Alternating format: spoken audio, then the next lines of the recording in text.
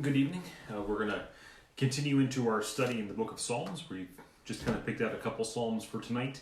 We're going to look at them, and then we'll pick out a couple more Psalms for next week. Hope that you guys are doing well. I'm just going to go ahead and address the elephant in the room. This is a purple-pink shirt. I realize that I don't usually wear this color, but that is the color I'm wearing tonight. If you will open your Bibles to Psalm 4, we're going to spend our time in Psalm 4. I know that I had done this a couple times in the past just for my personal study, and it's been suggested to me a couple times that if you want to, you can make a little Word document and you can print out that section of text from whatever passage you're studying, and then whatever blank space around it, you have all the room you want to make your notes. You can underline and highlight, and if you don't like what you did, you can chuck it out the door, and no one's ever the wiser about it. And that way, if you don't like making notes directly into your Bible, or if you want to have notes for a particular study that you don't want to have in your Bible for all time, this is a really nice way to do that. And so I'm going to be working just from my notes that I printed off, or I printed off the handout, and then I made my own notes around it. And that's what I'll be working off tonight. Psalm 4, starting there in verse 1. To the choir master with stringed instruments, a psalm of David. Verse 1, answer me when I cry, O God of my righteousness. You have given me a relief when I was in distress. Be gracious to me and hear my prayer. O men, how long shall my honor be turned into shame? And how long will you love vain words and seek after lies? But you know that the Lord has set apart the godly for himself. The Lord hears when I call to him. Be angry and do not sin. Ponder in your own heart on your beds and be silent. Offer right sacrifices and put your trust in the Lord. There are many who say, who will show us some good? Lift up the light of your face upon us, O Lord. You have put more joy in my heart than they have when their grain and wine abound. In peace I will both lie down and sleep, for you alone, O Lord, make me dwell in safety. This is another one of those psalms that kind of blend a couple things together.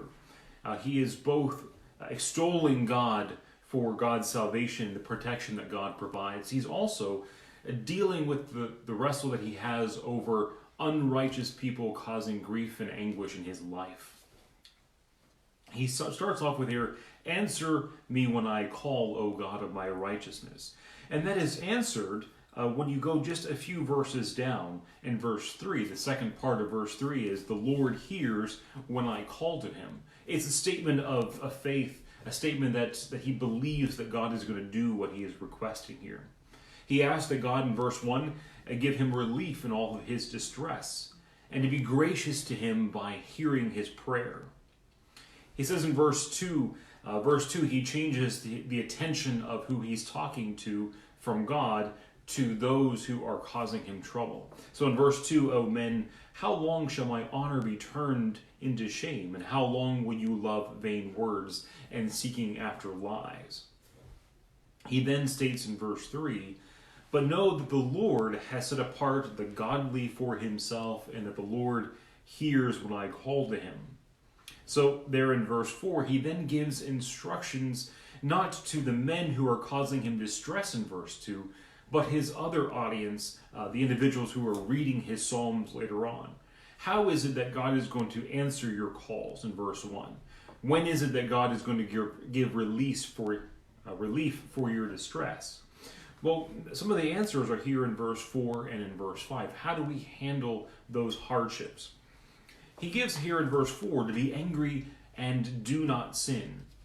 Now, this is quoted over in Ephesians chapter 4 and in verse 26. If you're probably more familiar with the passage there in Ephesians chapter 4 and verse 26, and it may be that you never realized that it was quoted from here in Psalm 4. To go along with that, so here in verse 2 you have somebody who is turning David's honor into shame, someone who loves vain words, and someone who seeks after lies. someone who tears at him on a constant basis. Well, how do you handle that? And the natural reaction is to get angry at that. The natural reaction is to have a hard time dealing with those hardships. And so the first thing he tells you is, if you feel angry or feel agitated, to be angry or to be agitated, but do not sin. We've looked at a couple other Psalms recently. Individuals, or David saying that he's going to set a guard over his lips, that he's not going to sin with his mouth. And part of that, I think, here is at the end of verse 4, to be silent. That you sit and you ponder in your own heart, in your own bed, and you are silent.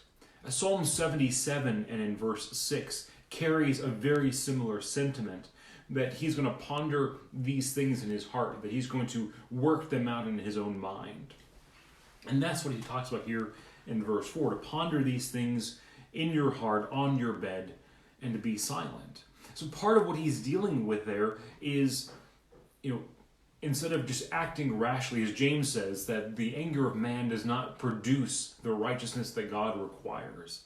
He's dealing with that. How do you do that? Well, part of it is simply to be silent.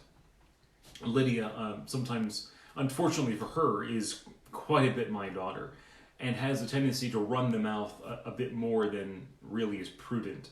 And we've been trying to wrestle with her for the past couple of years, teach her that when she gets into that state of mind, the best thing to do is just to be silent, to give a little bit of time in your own mind, to go to your room, lay down in your bed for a few minutes, to think it over.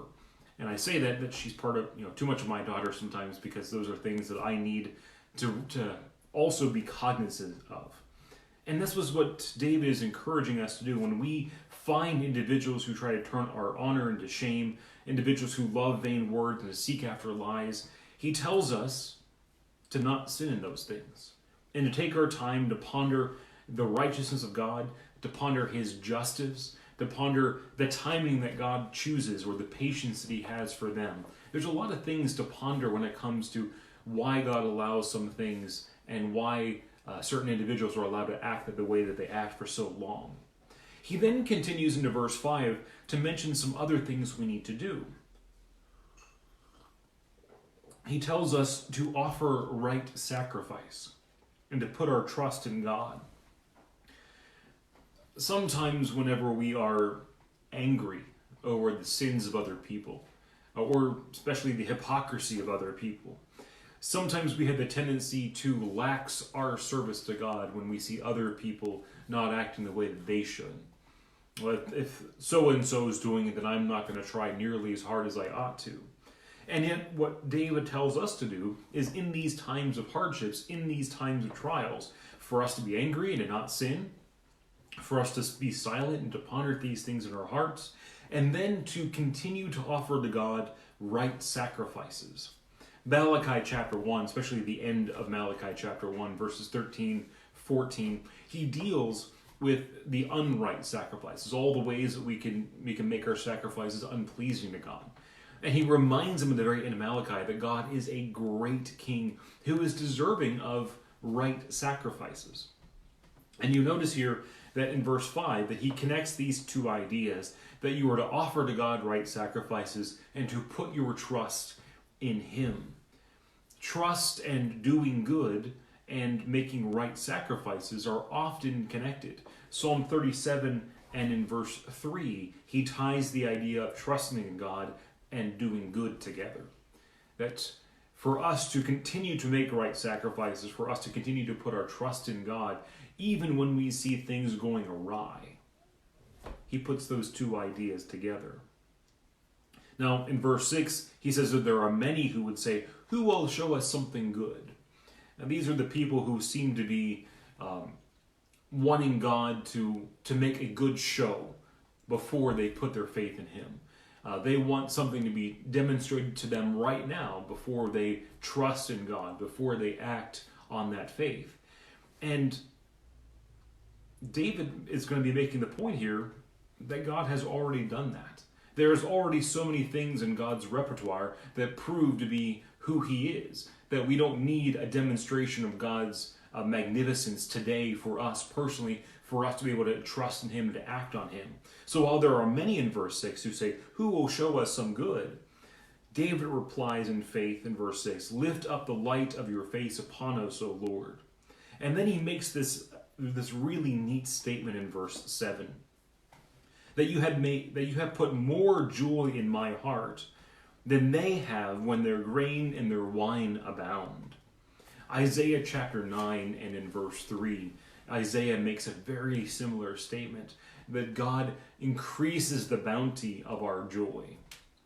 And sometimes we look at individuals who are seemingly having a great time in their revelries, and they're doing all the things that maybe outwardly look exciting and fun and the things that we would like to do. We think, well, we don't get to have that much joy.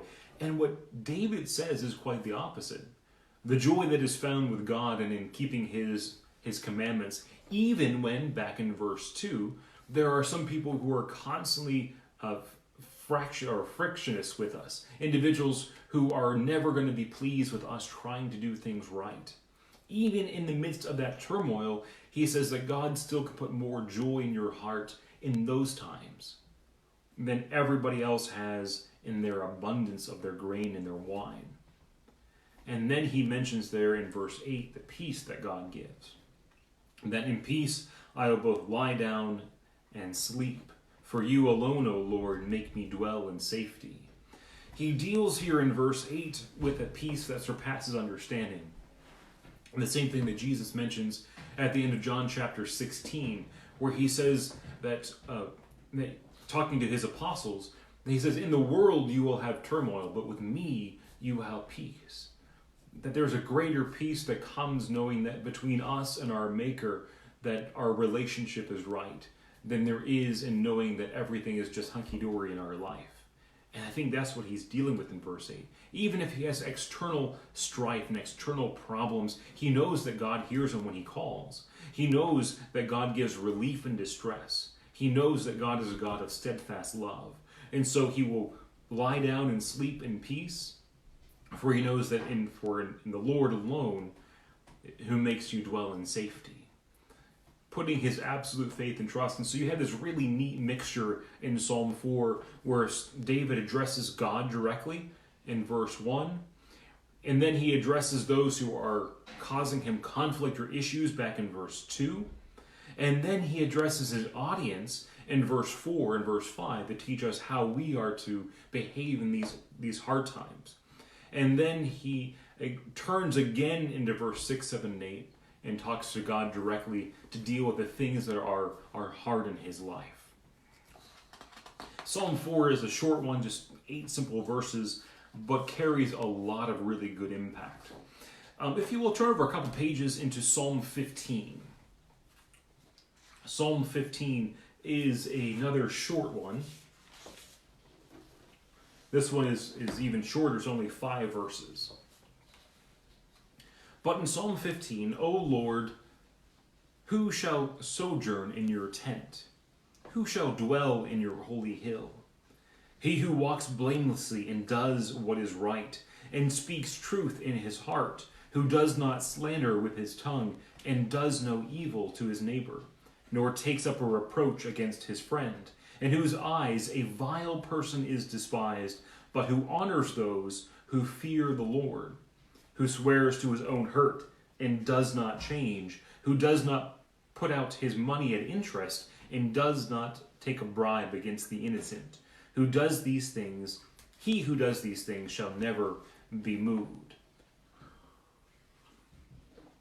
There are 2 really good parallel passages for the question that's asked in verse 1. In fact, Psalm 24, verses 3 and verse 4, the psalmist there asks a very, very similar question of who's going to sojourn in God's tent, who's going to dwell in his holy hill, or who can. Isaiah puts it in a slightly different fashion. In Isaiah 33, specifically around verses 14 through around verse 16, he asks it in the negative sense to start off with, of how can the unrighteous dwell in Zion? And the answer is they can't, and not comfortably, that God's anger is going to boil over on top of them, and their dwelling is insecure. And so you have those two passages in Psalm 24 and Isaiah 33 that ask the question, one in the same sense and one in the negative sense.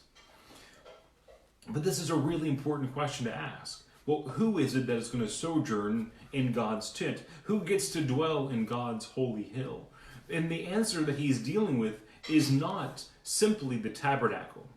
This isn't the temple, and this isn't the Temple Mount. This is not the question of, well, who can sojourn in God's tent? The answer is the Levites, and only the Levites. In fact, he doesn't deal with that at all. David is looking forward to who gets to actually dwell with God. And he gives some very fundamental, very concrete answers. And there are times where we really like a list of concrete answers, and Psalm 15 is just that. It's a list of concrete answers of who gets to dwell in God's tent. And so he begins in verse 2 with he who walks blamelessly and does what is right. In fact, if you kind of consider the list that is given over to the elders, there in 1 Timothy chapter 3 and in Titus chapter 1, if you look at the list, each list has 15 items, 5 that are identical in the verbiage, 5 that are similar, and 5 that are unique. But both lists actually start off in the exact same place. He mentions there in 1 Timothy chapter 3 that an overseer must be above reproach. The very same thing comes up in Titus chapter 1, where he gives the list there to Titus. And to Titus he says that this is why I left you in Crete, that you may put in order what remains, and to appoint elders in every town as I directed. And if anyone is above reproach. This is the very first thing that's mentioned. And David starts off with his list in that same fashion. Who gets to sojourn in God's tent? Well, he who's blameless and does what is right. Someone who's above reproach. And then he continues on with, and he who speaks truth in his heart. There are so many great passages that deal with speaking truth. Ephesians chapter 4 and verse 25, we're to put away all lies and to speak truth to one another. Zechariah chapter 8 and in verse 16, again, he tells us to speak truth to one another. But the wording that's here in Psalm 15 is such a neat wording. He says, he who speaks truth in his heart. You ever met somebody who lies to themselves? Someone who deceives themselves into thinking that they're doing what's right even when they're doing what's wrong, or that they're doing really the best they can even if they're not doing that great at all. And that is a really hard problem to fix. If you have somebody who knows that they're lying and they lie to others, then you can kind of address that and you can talk to them openly about that, and you can point out the error that they have in the way that they speak. It's a lot harder sometimes to get people to see the lies that they tell themselves. And that's what he starts off with here in verse 2. He who walks blamelessly and does what is right, and he who speaks truth in his heart. He then continues on into verse 3. And he begins here in verse 3, and he kind of works his way through some significant passages through the Mosaic Law. And it's not the 10 Commandments, but it is some fundamentals in treating other people correctly. In verse 3, who does not slander with his tongue, and does no evil to his neighbor, nor takes up a reproach against his friend. Leviticus 19:16, Exodus 23:1 are just two passages in the Old Testament law that state this outright. Individuals should not be people who slander, who don't go around and gossip behind other people's backs. Verse 4 is another kind of a key passage for all of this. He says, in whose eyes a vile person is despised. We think of things that we as individuals should be doing in despising other people, usually never makes it onto that list. That if I want to be someone who's godly, if I want to dwell in God's temple, then despising other people, well, that's just never going to be a part of the character that I need to have. But David here is using this as a contrast. At the beginning of verse 4, there's someone that you don't look up to, that you look down upon to some degree for the things that they choose to do. compared with the second part of verse 4, someone that you honor for the things that they choose to do. And he says, in whose eyes a vile person is despised. There are a lot of people who, that wouldn't do that particular sin, who wouldn't join in those activities, who wouldn't do those things themselves, but they're absolutely going to give their stamp of approval to other people. Or they're going to look up to others as a role model who do those things. But he says for the individual who wants to sojourn in God's tent, who wants to dwell on his holy hill, they need to be people who don't look up to people who do vile things. But on the contrary, in verse 4, but the one who honors those who fear the Lord. That's what he is dealing with. Who is it that we honor? Who is it that we look up to? He says it is those who fear the Lord. And that's a key aspect of what we're looking at. In Romans chapter 13, or Romans chapter 12 rather, Paul tells us to outdo one another in showing honor. He's dealing with Christians among Christians to outdo one another in showing honor. And he says that those who are going to sojourn in God's tent, those who are going to dwell in his holy hill, are those who honor those who fear the Lord. That we have role models in our lives, individuals that we look up to, individuals that we point out as good role models to our other friends and family. And it's not the vile person. It's not us giving our stamp of approval to them. It is to those who fear the Lord that we look up to and we give our stamp of approval, and we encourage other people to honor them as well. Also in verse 4, he mentions those who swear to his own hurt and does not change. Ecclesiastes chapter 5, David's son in Ecclesiastes writes about the idea of taking an oath. He says in verse 4 down through verse 6 that it's better for you to not swear than to swear and not pay. In fact, let's just go ahead and take a couple seconds. Ecclesiastes chapter 5, verses 4 down through verse 6. He says, when you vow a vow to God, do not delay paying it, for he has no pleasure in fools, but pay what you vow. It is better that you should not vow than you should vow and not pay. Let not your mouth lead you into sin, and do not say before the messenger that it was a mistake. Why should God be angry at your voice and destroy the works of your hand? Yet, there's a lot of people who would try to save their own skin. I mean, consider what he's saying here. That you make this vow or you make this swear before God, you put your word to it, and then when the time comes to pay, you see that it's going to cost you something, and so you back out of that rather than performing your vow to God. And yet he says the one who gets a sojourn in God's tent, the one who's going to dwell on his holy hill, that's the person who swears to his own hurt and does not change. Not that he swears knowing that it's going to hurt him, but whenever that does occur. This verse has struck me recently when it comes to the vows that we make in marriage. There are so many people that are my age roughly, or people that I've gone to school with, or people that I've grown up with, that now that they're in their mid or early 30s, I'm seeing a lot of them getting divorced pretty quickly. As I say quickly, I mean, there's a great number of them that I've seen just in the last 2 years. And I don't know all the particular circumstances in anybody's relationship, and I don't want to speak to them at all or speak about them at all. I'm just saying that I'm finding divorce prevalent.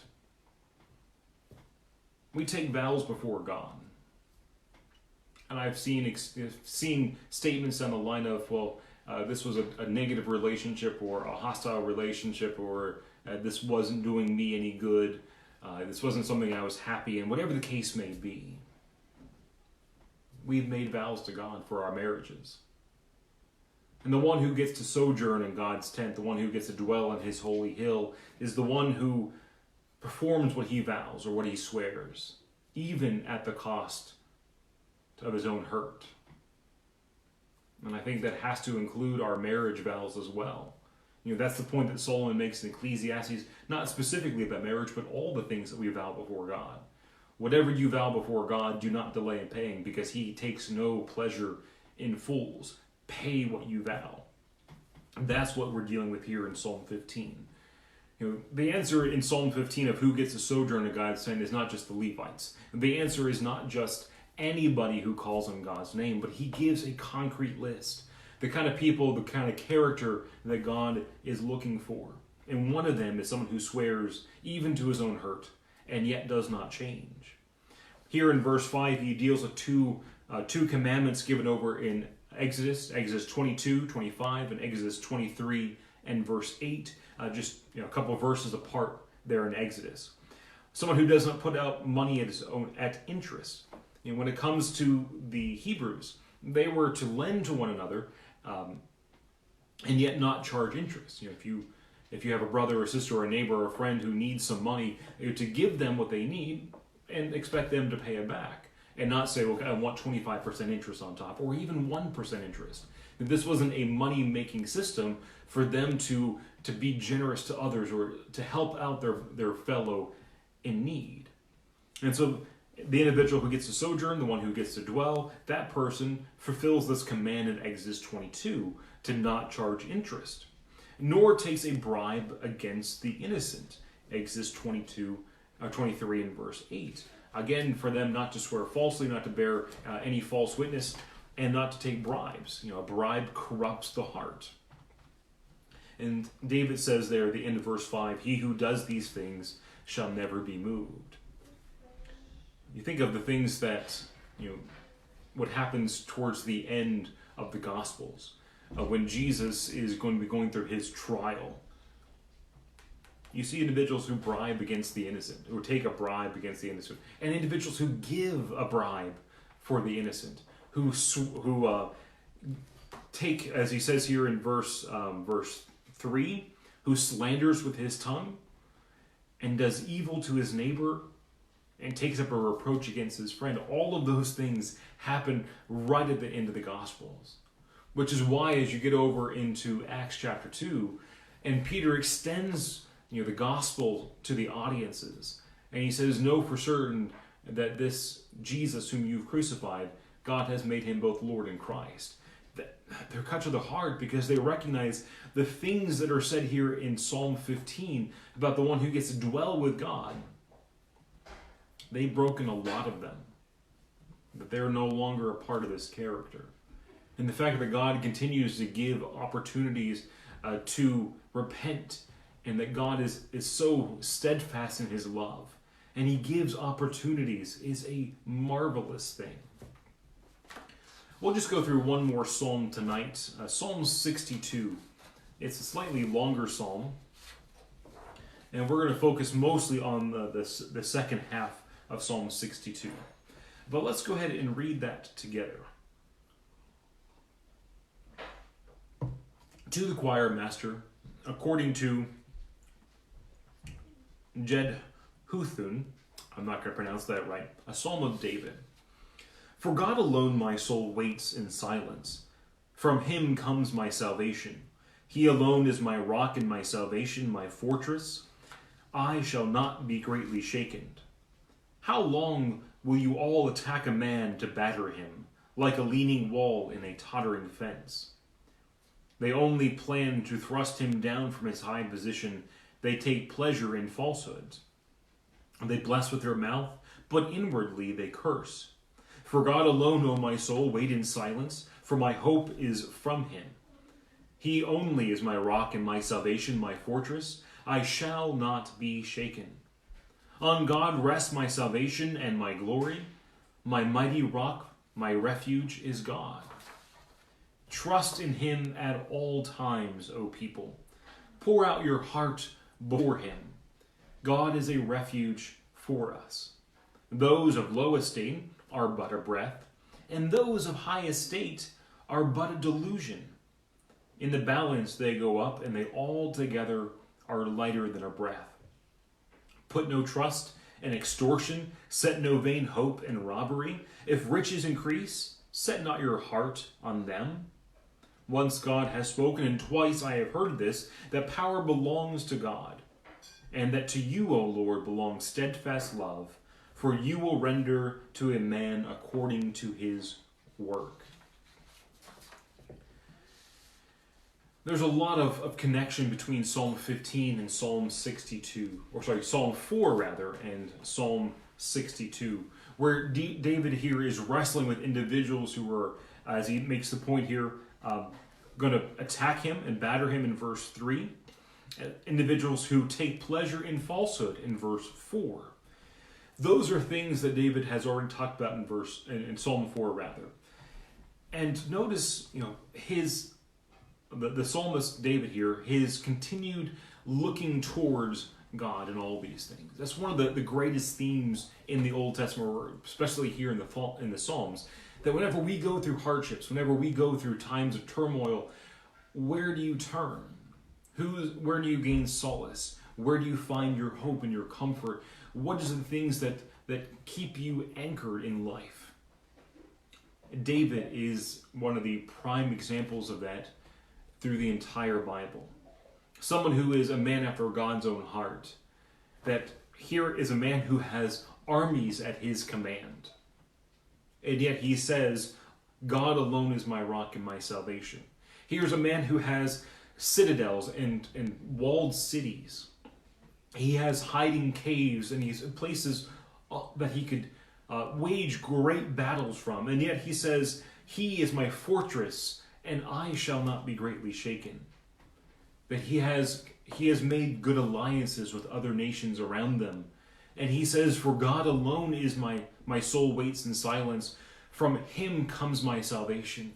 That of all the friends that David would have, of all of his companions, of all of his mighty men, of all the cities and all the fortresses, all of his alliances, all of those things count as nothing because God is the only thing that he needs to turn to. I think there's a lot that I can learn about that. There's a lot of areas that maybe I turn to in addition to God, where maybe God isn't the first thing I turn to. He's just one of the things. And yet, for David, God is the thing in which everything else pales in comparison to. And so he says here in verse 3, how long will you attack a man to batter him, like a leaning wall and a tottering fence into wall? While here in verse 3 and verse 4, he seems to address those who are attacking him, who are trying to batter him, those who are trying to thrust him down. You can also see these verses as a way of talking to them and yet also addressing some of the things to God that David's wrestling with. How long will you allow these things to happen? And he comes back in verse 5 to redouble his statements that for God alone, O my soul, wait in silence. For my help is from him. He only is my rock and my salvation, my fortress, I shall not be shaken. He's reiterating verse 2 and in verse 1 as well. He then states in verse 7, on God rests my salvation and my glory. My mighty rock, my refuge is God. And then in verse 8, he begins to address his audience, the audience who is us, and everybody else who's read Psalm 62. He says in verse 8, trust in him at all times, O people. What is trust in God if you only trust in God when things are going well? If you only have abundance in life, if you only have an easy time of things, if you always have enough prosperity, if things in your house never break, if you're never stranded on the side of a road with a broken down car, if your bank account always has $2,000 extra in it, then what is faith? What is trust in God if everything is always perfect? Isn't faith shown when things are not always perfect? The same thing goes with contentment. If you're only content that when things are exactly the way that you like them to be, is that really contentment? Isn't contentment mostly shown when in experiencing both abundance and in need? Isn't that the point that Paul makes to the Philippians? that he has learned in every circumstance how to be content. He hasn't learned how to be content in only one circumstance. And that's what I think David is here dealing with when it comes to trust in God. Trust in God at all times. Not just when things are going well, but even when things are going adversely against you. And a part of that process of trusting in verse 8 goes along with pour out your heart before him. He is, or God is, a refuge for us. Part of putting our trust in God at all times is continuing to use God as a refuge and pouring out our heart before him. And I know that we have discussed this from time to time in the past, that when it comes to our prayer life, when it comes to things that we choose to talk to God about, sometimes I have recognized in my life, and I think in conversations with others, I think this is kind of a common theme for a lot of people, is that we have a tendency of trying to square everything away in our brains or getting things worked out a little bit in our minds, and only addressing God with the things that are pleasant, or only the things that we feel is somewhat, completely appropriate, or however you want to phrase that. That I want to talk to God, and I want to make sure I can always thank him at the end of the prayer. We're going to be spending some of our time in the next week or two looking at Psalms that begin negatively, have a whole bunch of negative in the middle, and end negative. Where there's never a point in time where the psalmist just comes out and says, I'm so blessed that God has done all these mighty things in my life. Sometimes they are just psalms of despair, psalms of mourning and sorrow and grief that don't have a happy ending. And sometimes we feel that those aren't things that we can pray to God. And what David is encouraging us to do is to trust in God at all times, which includes pouring out our heart before him. And sometimes we wait on our prayers. We hold those back until we feel that our prayers can also include all the positive things that we feel that we ought to say, but maybe at this point in time, I just don't feel like saying it. David, I think, is a great example of that, is that sometimes he doesn't have a lot of great things to say, and he says them anyways. Part of dealing with grief and hardship and sorrows is being able to express them to the proper source, expressing them to a God who can help, rather than expressing all of those negative things to other people and then only trying to bring positive things to God. We absolutely should bring positive things to God, and don't get me wrong. And if you have the ability to bless him in the things that you are going through, then do that.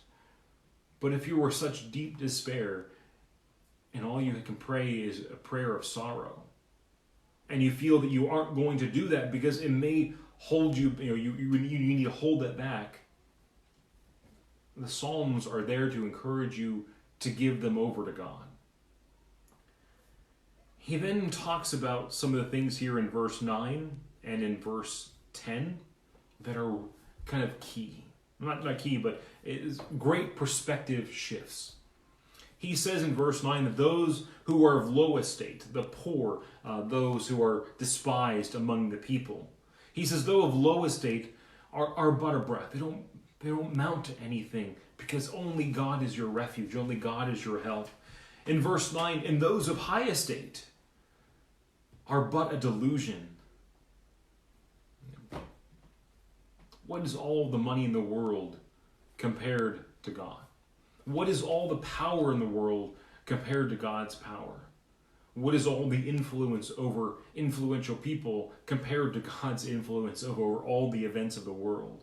That's what he's talking about. He says, in the balance they go up, and altogether they are lighter than a breath. If you want to compare God to all the mighty men, or all those of low estate and high estate, still means nothing. There are a lot of things that in desperate times people turn to. Extortion is one of them in verse 10. Robbery in verse 10 is also another one. And he says, and if riches increase, whether by negative means, as in extortion and robbery, or even positive things, don't set your heart on them. Paul writes to Timothy in 1 Timothy chapter 6. He has a lot to say about money and the love of money. But in verse 17, he charges those who are rich in this present age not to set their hopes on the uncertainty of riches. That whenever riches increase, don't set your heart on them. Kind of a rephrasing of what David says here in Psalm 62. How many times do we need to learn that lesson? We had a big collapse in our economy back, was it 2008-ish? Brittany and I were scraping two nickels together anyways. We didn't really know what was going on because we didn't have enough money to lose anything. The same thing, where I don't know what the next few months has in store, or even the next year or two. I don't know what all of this shutdown is going to have on our economy. But if riches increase, and they have for us, not just for us as a family, but us as a nation, riches have increased for us as a people. And yet the question now becomes over the past few years, have we set our hopes on the uncertainty of riches? Have we increased our dependency on those when it comes to our ties of our heart, or haven't we? And David says not to do that. He says in verse 11, once God has spoken and twice I have heard this, that power belongs to God. Job 33. The dating of Job is really hard. Obviously, Job, as a person, hails from a time whenever wealth was counted according to sheep and oxen and just physical possessions. Monetary things were not, or money, physical currency was not something that was monitored. Job seems to have happened well before David's time, and seems to have been maybe an oral tradition, oral story that has been memorized and repeated throughout the generations, and then later on was written down. So David would have been aware of this. In Job 33 and in verse 14 rather, in Elihu's writings, he says, for God speaks in one way and in two, though a man does not perceive it. It's the same phrasing that pops up here in Psalm 62 and verse 11 of a way of doubling what God says. For once God has spoken and twice I have heard it, that power belongs to God. That if God says it once, that is a certainty. But if God says it twice, it is beyond question. So once God has spoken in verse 11, twice I have heard it, that power belongs to God. And I think David was kind of aware of Elihu's speaking, for God speaks one way and to two ways to a man. And in that to you, O Lord, belongs steadfast love. I mentioned this before. The Hebrew word that stands behind the phrase steadfast love is often rendered slightly differently in different translations. Because the Hebrew word that is behind that is kind of a unique Hebrew term that doesn't translate perfectly into English. Maybe a broader perspective of that word is covenantal love, a love that God is faithful to his covenant, and not just to the people in themselves, but God has sworn to this covenant, and he will hold himself to his word and to the promises that he has made to his people. And he says that to you, O Lord, belongs this covenantal love, or this steadfast love, this immovable word that you have placed for us. For you will render to a man according to his works. Good times, bad times, things where they're going pleasant, things whenever you're on the upswing, or when you're at the very pinnacle of all your life, and when things are on a downgrade, or when you're very worse. God renders to man according to his works.